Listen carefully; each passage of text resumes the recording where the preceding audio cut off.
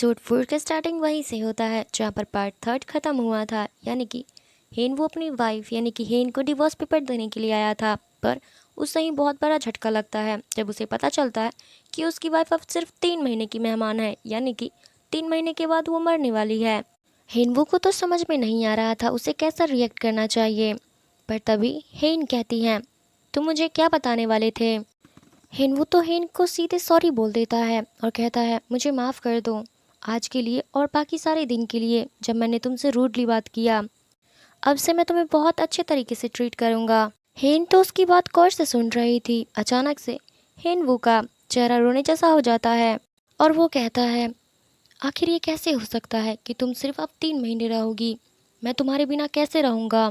हेनवू जब बहुत ही ज़्यादा सैड होता है तो उसकी वाइफ पूछती है, यानी कि हेन पूछती है, क्या तुम वाकई में सीरियसली बोल रहे हो। इसके बाद तो हेनवू हेन को तुरंत सॉरी बोल लगता है और गले लगा लेता है और उसके बाद बोलता है, आई लव यू हेन।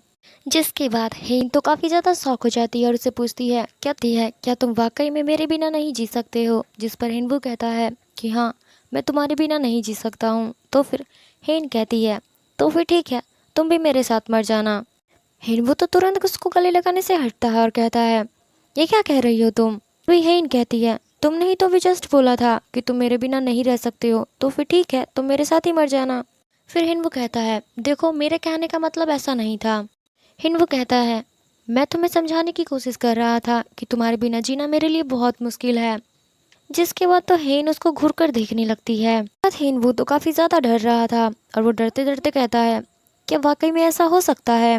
हेन बताती है कि हाँ, ऐसा पहले ज़माने में होता था। उस टाइम में एक प्रथा थी जिसे सुंगजंग कहा जाता था। अगर कपल में से किसी की भी मौत हो जाए तो फिर उनको साथ में ही जला दिया जाता था। फिर हेनवू तो काफ़ी ज़्यादा डर जाता है और सोचता है, पहले तो हेन बिल्कुल भी मजाक नहीं किया करती थी, इसका मतलब ये सीरियस है। जिसके बाद हेनवू तो फिर बहुत ज़्यादा डर जाता है और सोचता है, क्या ये मुझे भी अपने साथ लेकर चली जाएगी। है कि हमारे मरने के बाद तुम मेरा बहुत अच्छे से ख्याल रख सकते हो और उस टाइम में हमारा झगड़ा भी नहीं होगा। ये कहने के बाद हमारा हेनवू तो मुस्कुराने लगता है और अपनी वाइफ से कहता है, हेन तुम वाकई में अब बहुत ज़्यादा मजाक करने लगी हो, क्योंकि इतने सीरियस सिचुएशन में भी तुम मजाक कैसे कर सकती हो, तुम तो कभी नहीं करती थी। जिसके बाद हेन कहती है, तुम्हें ये मजाक लग रहा है, मैं बिल्कुल भी मजाक के मूड में नहीं हूँ। हेनवू थोड़ा नर्वस हो जाता है और कहता है, क्या तुम वाकई में सच बोल रही हो। जिसके बाद हेन कहती है, मैं तुम्हें तो बस यही समझाने की कोशिश कर रही थी कि प्लीज़ दिखावा करना बंद करो। अब जाके हेनवू को थोड़ा चैन मिलता है, वरना वो तो सोच रहा था तेरा टिकट कट गया भाई। फिर हेनवू अपनी वाइफ को सोफे पर बैठाता है और पूछता है, मुझे पूरी बात बताओ कि तुम्हें डॉक्टर ने आखिर कहा क्या है, मुझे पूरी बात बताओ। ये कहने के बहाने हेनवू तो डिवोर्स पेपर को भी छुपा देता है। फिर हेनवू कहता है, क्या तुम्हें वाकई में मरने में 3 महीने लग जाएंगे। सॉरी, मेरा मतलब था कि तुम्हारे पास सिर्फ 3 महीने हैं जीने के लिए। फिर हमें पास्ट के सीन दिखाए जाते हैं जो कि आज के दोपहर का था। जिस टाइम हेन को डॉक्टर का फ़ोन आया था जब उन्होंने उसको बुलाया था हॉस्पिटल में। डॉक्टर ने उसे बताया था कि तुम्हारी कंडीशन बहुत ही ज़्यादा ख़राब है, इसलिए तुम्हें हॉस्पिटल आना ही पड़ेगा, वरना तो के पास आती है और उससे बोलती है, मेरे साथ हॉस्पिटल चलो। जिसके बाद हेन वो तो उसे तुरंत ही मना कर देता है। फिर हेन कहती है, अभी तक तो मैंने बताया भी नहीं कि हमें जाना कहाँ है और तुम मना कर रहे हो। हेन वो कहता है, मुझे कोई फ़र्क नहीं पड़ता कि तुम कहाँ जा रही हो, मैं बस तुम्हारे साथ नहीं जाना चाहता हूँ। ये चीज़ तो उसे चिल्ला करके बोलकर वहाँ से चला जाता है। इधर हेन भी काफ़ी ज़्यादा हैरान थी, क्योंकि हेनवू ने आज से पहले कभी भी ऑफिस में इस तरीके की बात उससे नहीं कहा था। हेन तो जाती है हॉस्पिटल। वो हॉस्पिटल में जा ही रही होती है, वो अपना घर ही देख रही होती है, तभी उसे इल्यूजन आने लगते हैं। उसको ऐसा फील हो रहा था कि मानो वो बहुत ही ज़्यादा ठंडी जगह पे पहुंच चुकी हो जहाँ पर बर्फ़ ही बर्फ़ था। फिर अगले ही पल कुछ सेकंड के बाद वो डॉक्टर को देख पाती है। हेन डॉक्टर के कैबिन में तो पहुंच चुकी होती है, पर उसे तो समझ में ही नहीं आ रहा था कि वो यहाँ पर कैसे आ गई और कब आई। थोड़ी देर पहले ही अभी तो वो हॉस्पिटल के गेट के पास थी और तुरंत ही डॉक्टर के पास कैसे आ गई। फिर वो डॉक्टर से पूछती है, डॉक्टर मैं यहाँ पर कब से बैठी हुई हूँ। वो बोलती है कि अभी तो जस्ट थोड़ी देर पहले मैं हॉस्पिटल के गेट के पास थी, तुरंत आपके कैबिन में कैसे पहुँच गई हूँ। मुझे हो रहा है मानो जैसे मैं टेलीपोर्ट करके यहाँ पे पहुँच चुकी हूँ, क्या आप बताएंगे मेरे साथ क्या हो रहा है। जिसके बाद डॉक्टर उससे पूछते हैं, क्या तुम्हें कभी ऐसा फील होता है मानो तुम कहीं और पे हो, कुछ हो रहा हो। जिसके बाद डॉक्टर कहते हैं क्या तुम्हारे साथ ऐसा पहले हो चुका है। जिसके बाद हेन जवाब देती है कि डॉक्टर, मैंने आपको पिछले हफ्ते बताया था ना कि मुझे कभी कभार बहुत तेज हेडेक होता है, मैं कभी कभी तो बहुत सारी चीज़ों को भूल जाती हूँ। इसके बाद हेन याद करती है कि ऐसा उसके साथ पहले भी कई बार हो चुका है। वो एक दिन का याद करती है जब वो मीटिंग में बैठी होती है, मगर अगले ही पल वो अपने आप को अपने कैबिन के अंदर एक डायरी लिख रही होती है। कभी कभार तो उसको अपने 10 मिनट पहले की बात याद नहीं रहती है और कभी कभी तो बहुत ज़्यादा यानी कि 30 मिनट 40 मिनट का भी चीज़ याद नहीं रहता है। 3-4 घंटे पहले की हुई चीज़ भी याद नहीं रहती है।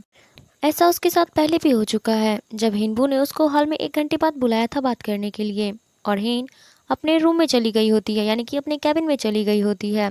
वो बैठकर कुछ काम कर रही होती है, तभी उसका लिपस्टिक गिर जाता है। वो उसे उठा नहीं जाती है। वो जैसे ही लिपस्टिक को उठाती है वो तो भूल ही जाती है कि आखिर उसे तो हिंबू ने बुलाया था बात करने के लिए। जिसके बाद तो अपना ऑफिस का सारा काम करने लगती है अपनी कैबिन में बैठ करके। कुछ देर के बाद उसकी सेक्रेटरी आती है। फिर उसकी सेक्रेटरी से पूछती है कि मैम आप यहाँ पे क्या कर रही हैं, आपको तो हिंबू सर से मिलने के लिए जाना था 1 घंटे के बाद। फिर हेन तो तुरंत हिंबू की बताई हुई जगह पर चली जाती है उससे बात करने के लिए, मगर जब तक वो गई थी हिंबू तो वहाँ से चला गया था। फिर डॉक्टर उससे पूछते हैं कि जब तुम्हारे साथ इतनी बार ये चीज़ हो चुका है तो फिर तुमने मुझे बताया क्यों नहीं कि तुम्हारे साथ बहुत टाइम से हो रहा है। फिर हेन बोलती है डॉक्टर, मुझे तो लगा था कि मैं शायद सो जाती हूँ या फिर मुझे बहुत तेज़ नींद आता है या फिर थकावट की वजह से मैं सारी चीज़ें भूल जाती हूँ। मुझे तो कभी अपनी बॉडी में दर्द भी महसूस नहीं होता है। मुझे लगा कि ये सारी चीज़ें नॉर्मल है। डॉक्टर आप मुझे बताएं ऐसा मेरे साथ क्यों हो रहा है, क्या मुझे कुछ हुआ है। फिर डॉक्टर उससे बताते हैं कि तुम्हें एक क्लाउडसाइटोमा है और ये एक बहुत खतरनाक रेयर बीमारी है। पूरी दुनिया में इसके बहुत ही कम केसेस हैं, यहाँ तक कि कोरिया की सबसे पहली लड़की हो तुम जिसे ये बीमारी हो गया है। फिर हेन डॉक्टर को बोलती है क्या मुझे सर्जरी करानी होगी या फिर किसी मेडिकेशन से मैं ठीक हो जाऊंगी। फिर डॉक्टर उसको बताते हैं कि देखो तुम्हारी बॉडी अभी कैपेबल नहीं है इस सर्जरी के लिए, तुम्हारी कंडीशन वाकई में बहुत ज़्यादा ख़राब है। बेसिकली हमें बताया गया है कि इसे बहुत ही रेयर बीमारी हो चुकी है, यानी कि इसे एक ब्रेन ट्यूमर है जिसका कोई भी इलाज नहीं है। डॉक्टर उससे उसकी बीमारी के बारे में कुछ चीज़ें बता रहे थे, जिसके बाद हेन को तो फिर से इल्यूजन आने लगते हैं। हेन को अचानक अपने आसपास बहुत ही ज़्यादा कोहरा दिखाई दे रहा होता है। उसे तो फिर से फील होने लग गया था कि मानो वो एक बहुत ही बर्फीली जगह पे आ चुकी हो। इसे डॉक्टर की तो कोई बात सुनाई ही नहीं दे रही थी। जब तो उसे बता रहे थे कि उसके ट्यूमर उसके पूरे नर्व सेल्स में पड़ चुके हैं। डॉक्टर इसका टेम्पोररी मेमोरी लॉस हो रहा है, इसी की वजह से उसे इल्यूजन आते रहते हैं। साथ में तुम्हें पर्सनैलिटी डिसऑर्डर भी हो सकता है। पर ये ज़्यादा हेल्पफुल नहीं होंगी। और रही सर्जरी की बात, वो बहुत ही ज़्यादा है रिस्की तुम्हारे लिए, क्योंकि तुम्हारे ये ट्यूमर सेल्स तो तुम्हारे ब्रेन में फैल चुका है। पर हेन को तो कुछ भी सुनाई ही नहीं दे रहा था। वो तो अपने हेल्यूजन चालो दुनिया में ही खोई हुई थी।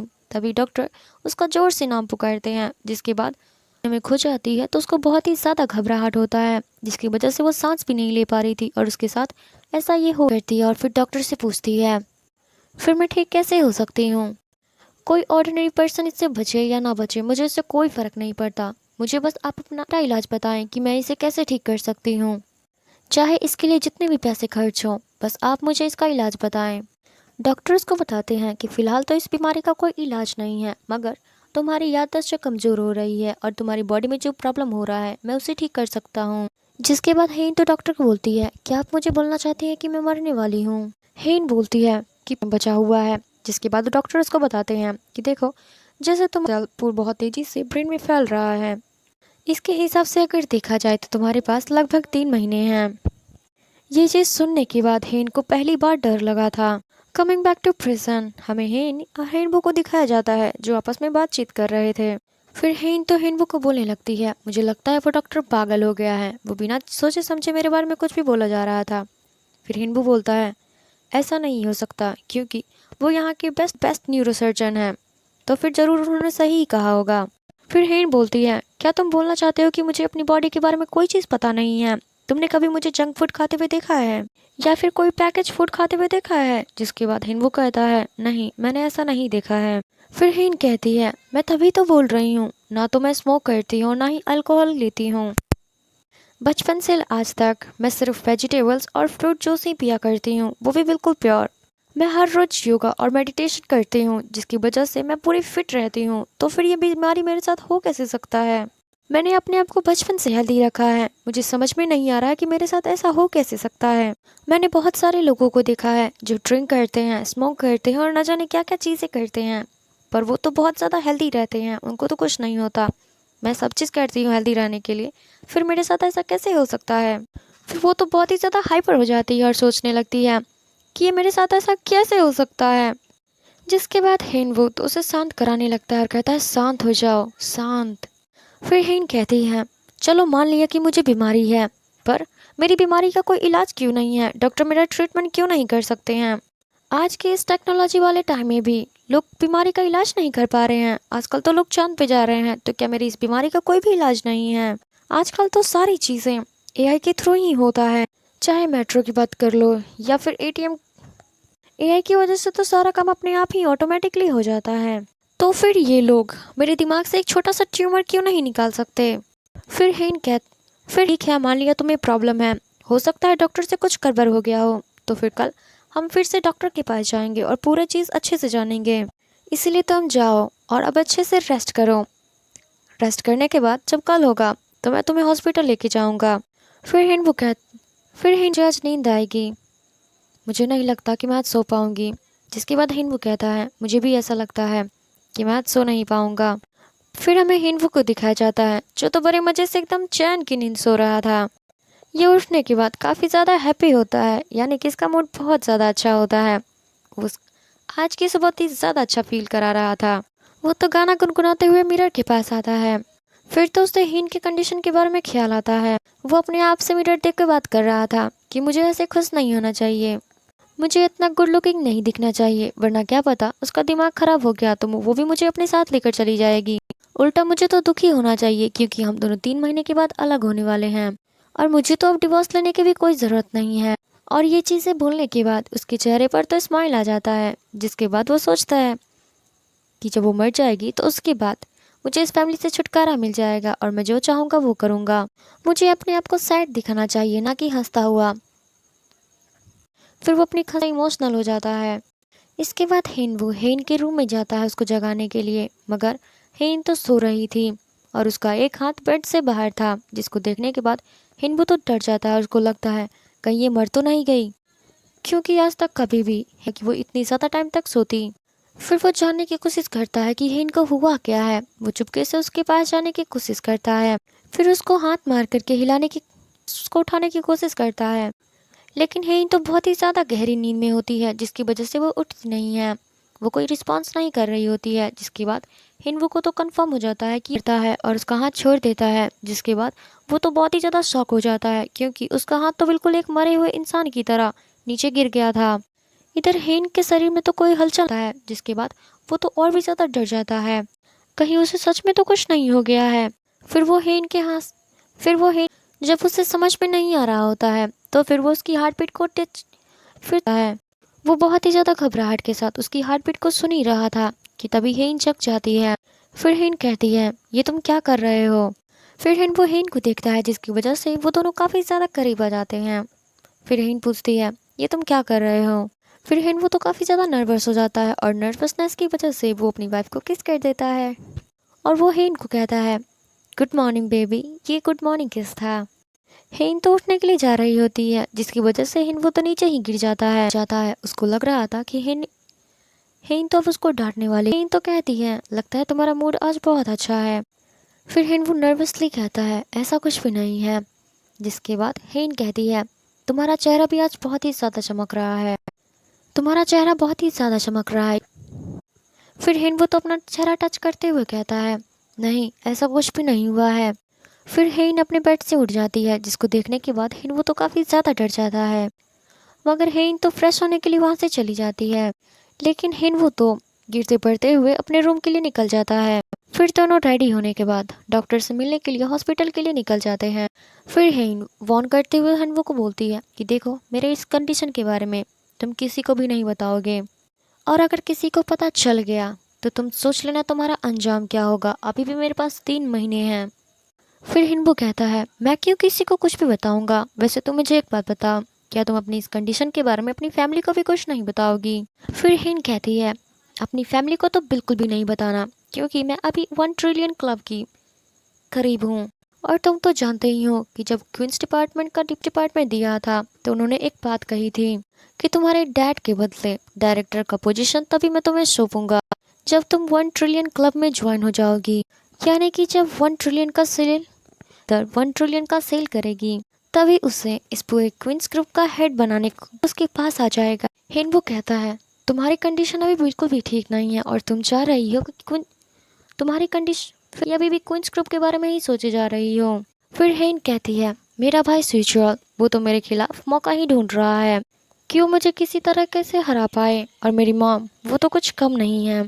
अगर मेरी फैमिली में से किसी को मेरे बारे में पता चला तो वो लोग तो मुझे अपनी फैमिली से निकाल ही देंगे और इस बात पे फाइट करने लगेंगे कि मेरी प्रॉपर्टी किसको मिलेगा, जो कि मैं कभी भी ऐसा होने नहीं दूंगी। और वैसे भी सब लोग पैसों के पीछे ही पड़े हुए हैं कि उन्हें तो रिश्ते नाते कुछ भी दिखाई नहीं देता। फिर हिनबू को हेन के लिए काफ़ी ज़्यादा बुरा लगता है। इसी तरीके से हमारे पार्ट 4 का एंड अभी होता है। आई होप कि आपको वीडियो काफ़ी अच्छा लगा हो। अगर लगा है तो प्लीज़ एक लाइक कमेंट शेयर सब्सक्राइब ज़रूर करें और प्लीज़ आप लोग मेरी वीडियो को पूरा देखा करो यार। देखते हो कुछ कमेंट नहीं करते हो, अगर थोड़ा बहुत भी देख लिया तो पूरा देखा करो ना यार please. Thanks again for watching my video. मिलते हैं अगली वीडियो में, बाय बाय।